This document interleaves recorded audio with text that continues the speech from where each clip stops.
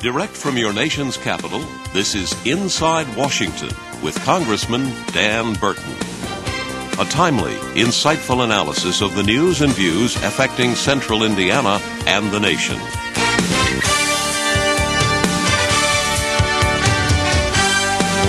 And now your host, Congressman Dan Burton. Hi, I'm Dan Burton, your congressman, and as you know, I represent many of you in Indiana, all over the 5th Congressional District, and I want to welcome you to Inside Washington, where we give you a chance to listen to some of the leading politicians and statesmen here in Washington, in the nation's capital. And today, I'm very, very happy that I have one of my dear friends, Duncan Hunter of California, here with us. Congressman Hunter represents California's 52nd Congressional District. How long have you been in Congress? We got a lot of them, don't we, Dan? Yeah, right. Yeah. How long have you been in Congress now? You know, I came in with Ronald Reagan, 1981. 1981, so you've been here 27 years now. Yeah. 27 years. Duncan's background is he was a Vietnam veteran, although he looks a lot younger, and he served with the 173rd Airborne and the 75th Army Rangers. Those are the tough guys. Those are great guys. And I didn't do anything special, but I served with some great guys. And you jumped out of planes? Only 5 times, and I tried to get over it. Well, you know... But we never jumped in. Actually, the 173rd jumped once in Vietnam in 1967, long before I got there. But in that jungle, I think it would take a week to find everybody. Yeah, right. But you're a ranger as well. I've served with Charlie Rangers. When the 173rd came home, I went to C Company Rangers up in the Highlands, and that was 70-71. And I really had a pretty easy tour. Didn't do anything special, but served with some great GIs. And then after you got out of the service, you used a GI Bill, and you went to law school. Yeah. Yeah, actually, I came back from Vietnam, and I had an island in the Snake River in Idaho. I bought a piece. That's where Evel Knievel tried to jump over with his rocket. Evel Knievel tried to jump that Snake River Canyon, didn't quite make it, as you know. It's a big canyon. Yeah. And I had an island with a partner that had 110 acres of alfalfa on it in the middle of the Snake River. We farmed that for a year, and then I found out there was one law school in America you could get into without a college degree in San Diego. So I'd met my wife in Idaho, Lynn, and we came south to San Diego and went to law school there and got out and opened up a little practice in the barrio in the Hispanic community and practiced law there for 4 years and had a chance to run for Congress. Well, that's great. My daughter's a lawyer, and I have great respect for the law. Not all lawyers, but for the law. Anyhow, Duncan is also was chairman of the Armed Services Committee in the House of Representatives, and you did that for 4 years. Yeah, Dan. I was lucky. I got on the Armed Services Committee when I first came to Congress as a freshman. So I've been on for 26 years, really, my full time in the House of Representatives. Last 4 years as chairman, and it's been a real privilege. Well, you did a great job as chairman, and I want to talk about that in just a minute. But now you're the ranking Republican since the opposition has taken over the House of Representatives. And I want to ask you, about some of the changes that have been made later on in the program. Well, first of all, let's talk about being chairman of the Armed Services Committee. Tell me a little bit about that and the kind of problems you face. Well, you have a massive budget, $400 billion plus budget, which is really the biggest. It's the biggest piece of the congressional of what you'd call a discretionary budget, aside from Social Security and the other parts of the budget that are mandatory spending. It's the biggest piece of what is known as a discretionary budget. That's where Congress decides how much they're going to allot to each program.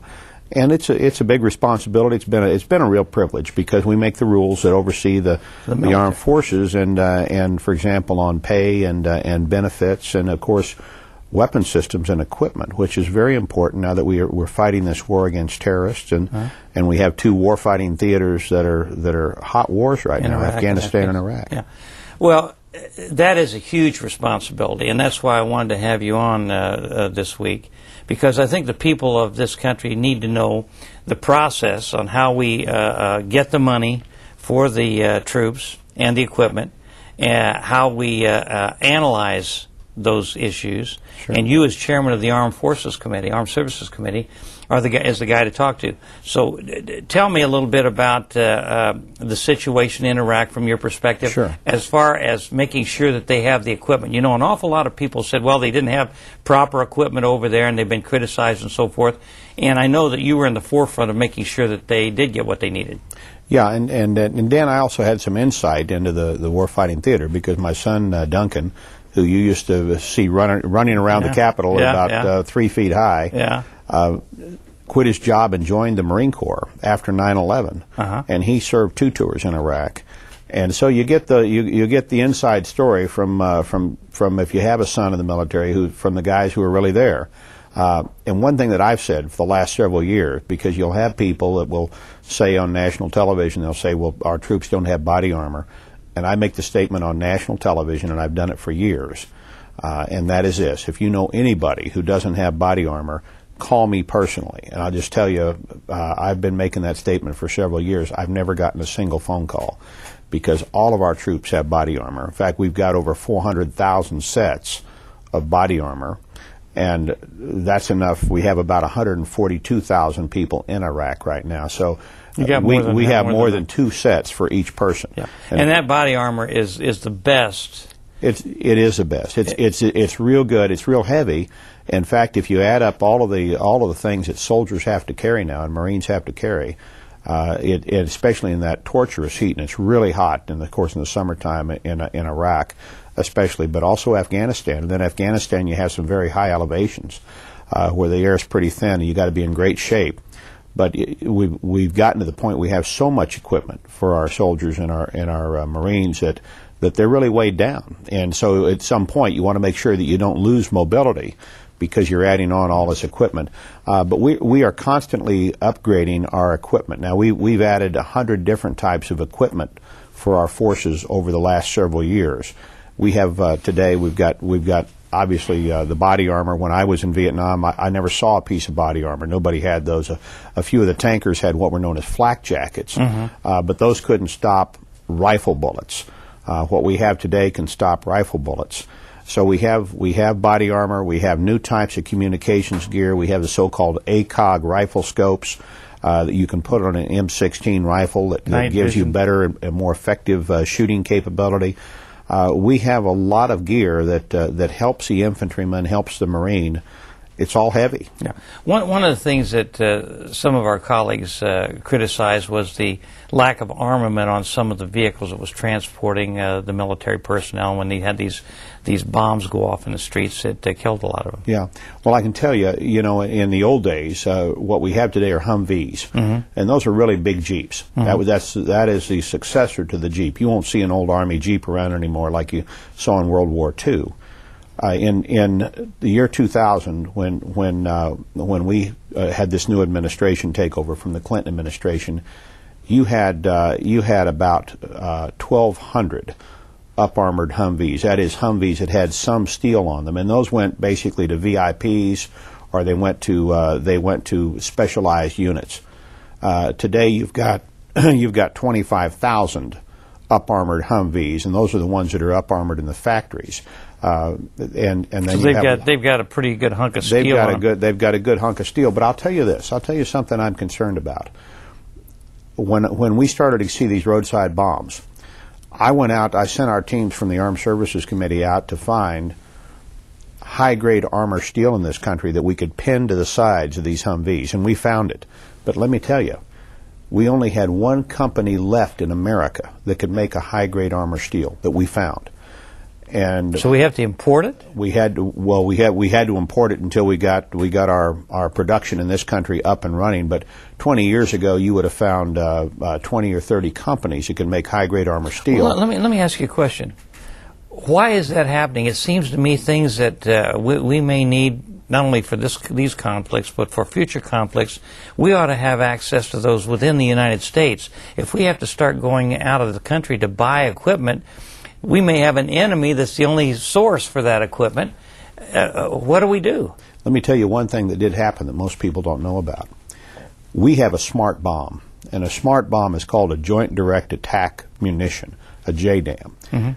And its value is where if you want to knock a bridge down, and that in the old days you'd have to carpet bomb that bridge, and you hope that you drop hundreds of bombs on it, just dumb bombs. Yeah. You'd hope that one of them would hit close enough to one of the bridge supports that it would knock the bridge down. Or maybe you'd have to bomb it several times with carpet bombs. Today, you take one smart bomb and you send it right in, and it hits one strut on that bridge, the right strut, knocks the entire bridge down. So having a smart bomb gives our military lots of leverage. Now, there was a Swiss company that made the tiny crystal that goes inside the guidance package on this smart bomb that makes it smart. The Swiss company decided that they didn't like our foreign policy in Iraq, so they cut us off from this little guidance component. When they did, we found only one company left in America that could still make that little guidance component. Now, if you want to know what's happened, what I call the arsenal of democracy, that's our ability to make things in this country. To protect ourselves. To protect ourselves. And you know, we had that in World War II. In fact, it was FDR that coined that term. He said in 1940, we're going to take this ability to produce things, domestic products, and we're going to turn it into building equipment and war equipment to protect ourselves in this big war we're going to be fighting. So we had Ford Motor Company, for example, built a bomber aircraft every 60 minutes. You had we built 100,000 tanks. Chrysler had a huge tank factory. We built we turned out 36 billion yards of textiles for uniforms and parachutes. Now today, largely because of the fact that China is cheating on trade and taking a lot of trade away from the United States, we are losing a lot of what I call the arsenal of democracy, and we have to get it back, and we have to stop the hemorrhage of these important military capabilities, because the ability to build stuff is really what helped us save the world for freedom 3 times in the last 100 years. It's why we won World War I. It's why we won World War II. And it's also why we won the Cold War, because along with the toughness and the strength of Ronald Reagan standing up to the Russians, we had such a big industrial base. When the Russians tried to match us weapon system for weapon system, they couldn't do it. They couldn't do it. They looked at their industrial base. They were using all their equipment to make weapons. They didn't have anything to make a domestic Let me ask economy. you this, Duncan.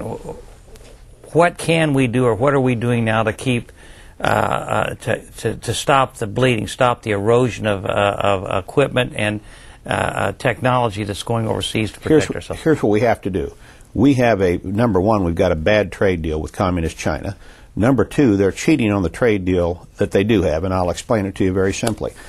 If that table right here that we're using in this set to make this report, if that table was made in China and it costs $100, when it is sent, and it's made by a Chinese company, when it goes to the water's edge to be imported to America, to be exported by them and taken in by us, the Chinese government walks down and gives them a check for all their taxes. They give them their taxes back if they export to us. So if that's a $100 table, they give them back 17%.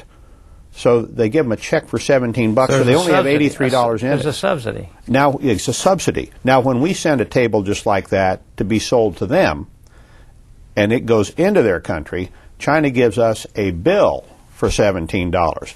So before the ball game even starts in this competition we call World Trade, 34% advantage. They've got 34 points on the scoreboard, and the opening kickoff hasn't happened yet.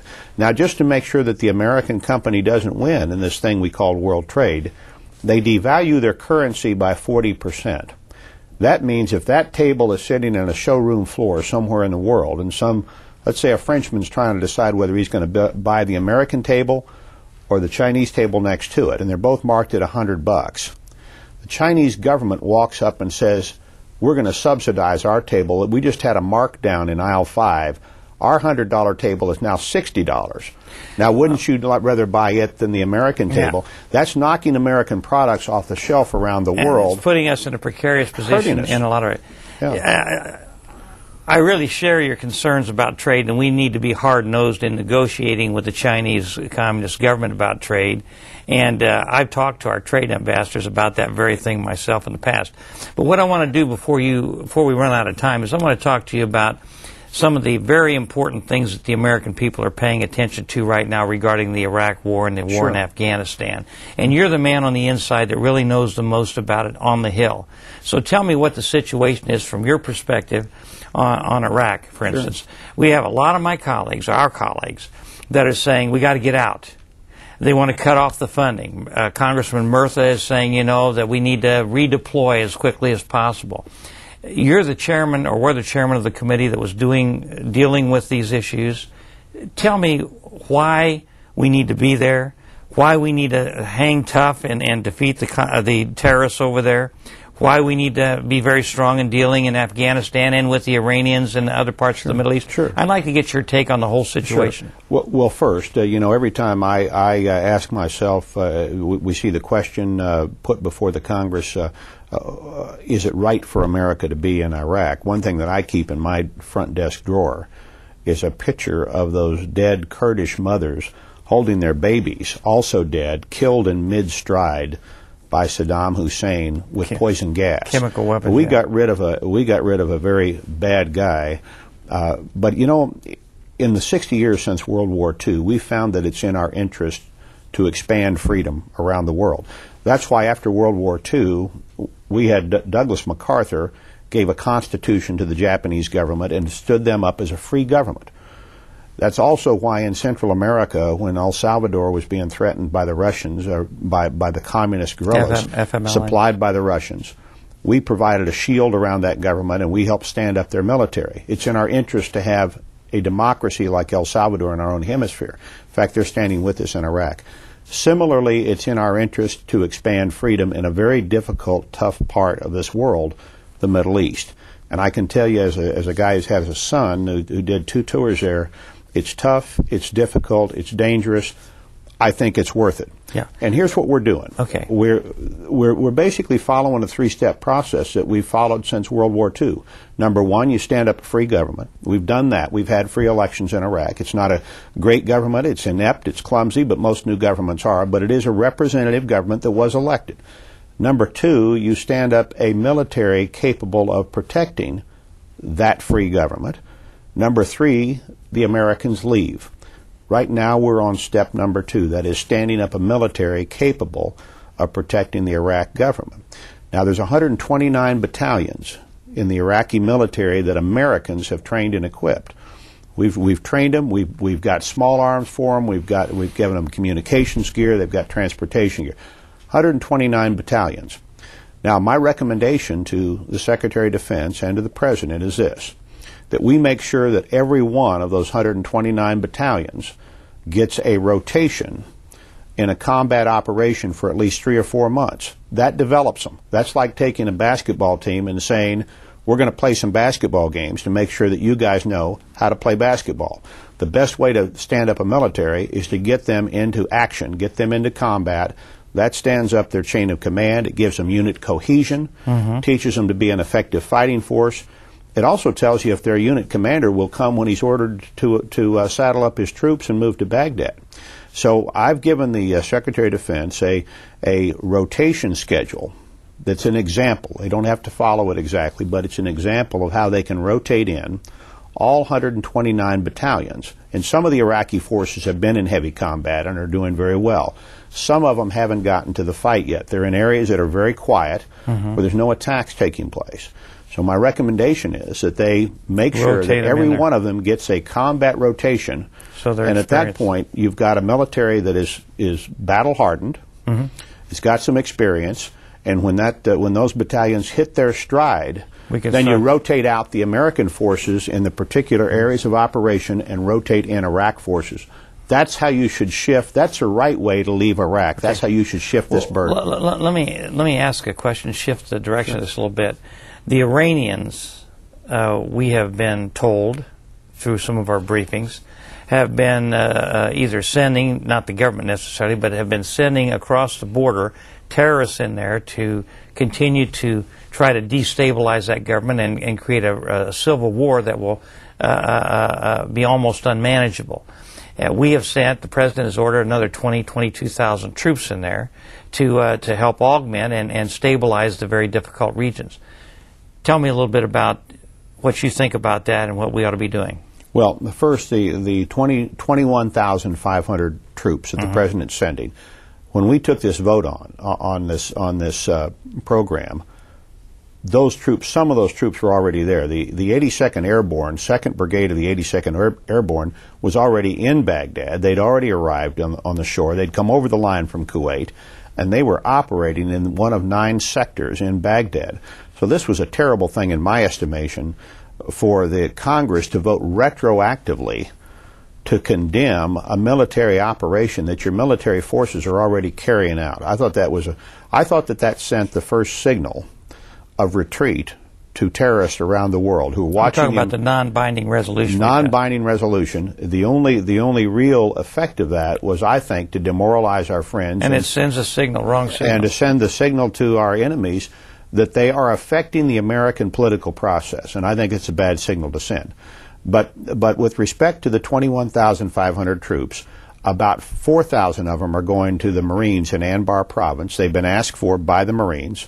And I've looked at the plan in Baghdad. I think it's a good plan. We divide the city into 9 sectors with the Iraqi forces out front, with the American forces in a backup role. Now, my recommendation to the president is to build on that with Iraqi forces out front, Americans in a backup role, 2 or 3 maneuver battalions of Iraqi forces, and start this rotation that I've talked to you about, so that in the quiet areas of Iraq where there's almost no fighting going on, a battalion will saddle up, come to Baghdad, spend 3 or 4 months in a combat operation, and become battle-hardened.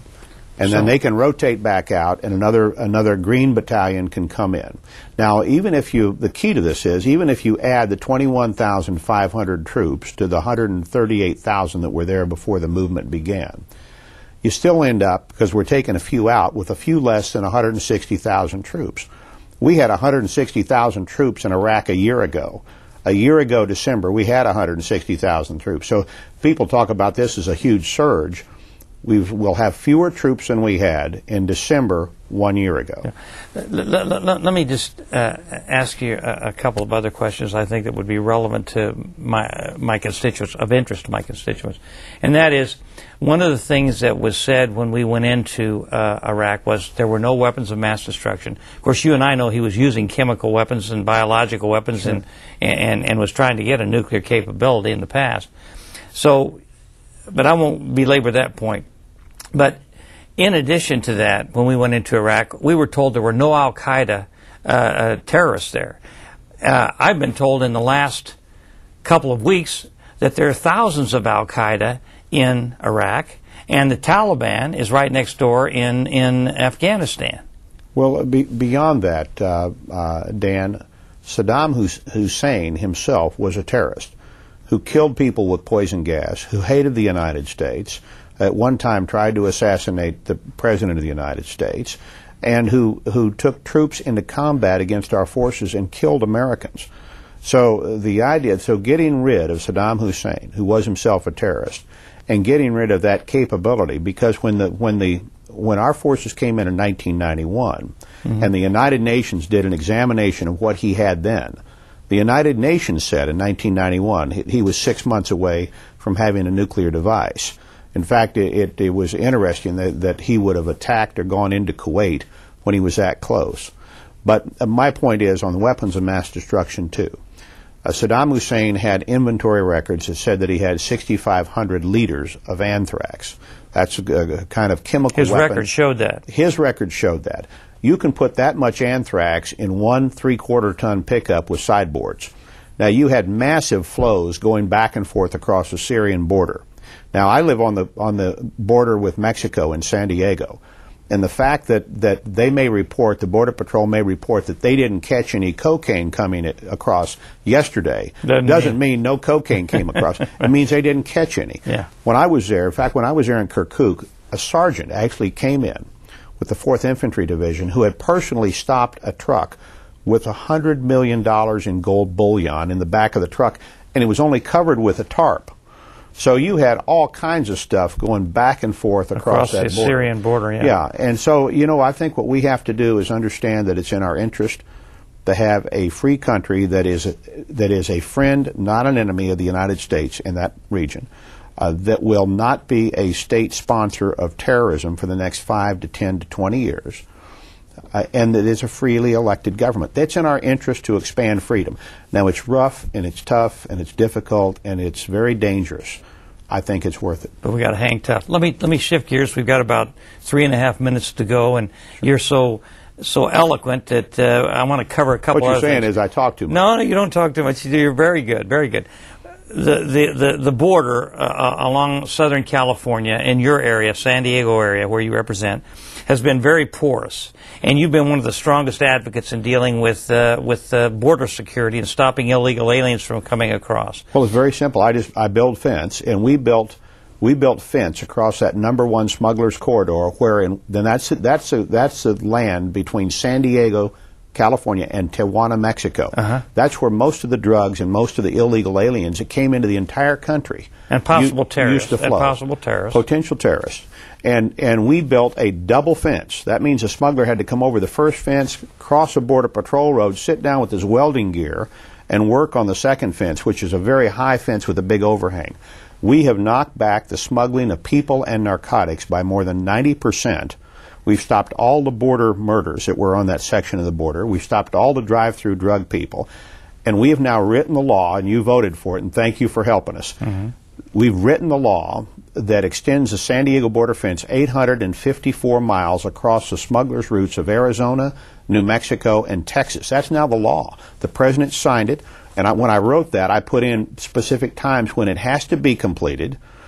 And the Department of Homeland Security has $1.2 billion cash on hand to build that fence. Well, so let's build that fence. I know. I'm for it. I'm for it. As you know, how much is it going to cost total? It's going to cost about $3 million a mile, which means it's going to cost about $3 billion to build it. And how much is already in the fund for that? $1.2 billion is right there, cash on hand. They could start that fence. In fact, they've already started it at Yuma, but they're going fairly slow. And one last point.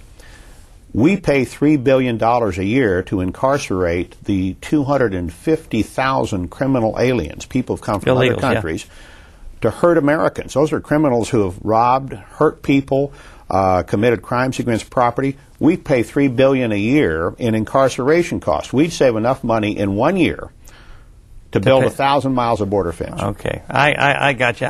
And thanks for helping me on that fence, too. You've been great, Dan. I want to thank you. Incidentally, I want to thank you for being such a great advocate of national security, too, because you stood side by side with me in hundreds of battles to keep our country strong, and I appreciate it. Well, we're having a difficult time right now, Duncan, as you know. I mean, there's a movement to cut funding for the troops. There's a movement to cut funding for the military, and I just can't understand it at a time when national security is so important. I mean, Iran's trying to develop a nuclear capability that could even hit the U.S. and North Korea, and we got the problems in Iraq and Afghanistan. It just doesn't make sense to me to start trying to cut the defense budget, and that's why I'm so very happy that you were chairman of the committee. I wish you still were. Well, I wish you still were. We've got a good guy in Ike Skelton, who is the ranking Democrat. And you work well with him. He's now the chairman. He's got 2 sons in uniform. He's a good man. But, with one last point on Iran, we may have to preserve the military option in Iran if they persist in walking down this path to build a nuclear device. Well, we've got to go, but I just want to say we must not, and I agree with you, allow Iran to develop a nuclear capability. Ladies and gentlemen, we're out of time. I'm so happy Duncan was with us. Come back and see us the next time. We'll have another great guest.